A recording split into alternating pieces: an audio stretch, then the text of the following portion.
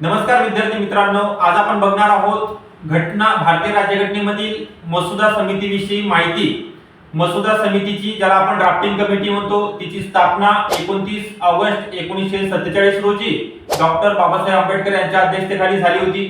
या समितीकडे मसुदा भारतीय राज्यघटनेचा मसुदा तयार करण्याची जबाबदारी सोपवण्यात आली होती। यामध्ये एकूण 7 सदस्यांचा समावेश होता। यामध्ये डॉक्टर गोपालकृष्ण स्वामी अयंगार, त्यानंतर अय्यर, डीपी खेतान, कन्यालाल मुंशी, त्यानंतर टीटी कृष्णमाचारी आणि सय्यद अब्दुल्ला अशा एकंदरीत 7 व्यक्तीचा ज्या समितीचे अध्यक्ष भारतीय राज्यघटनेचे शिल्पकार डॉक्टर बाबासाहेब आंबेडकर होते। याविषयी आपण डिटेलमध्ये तुम्हाला माहिती सांगितलेली आहे।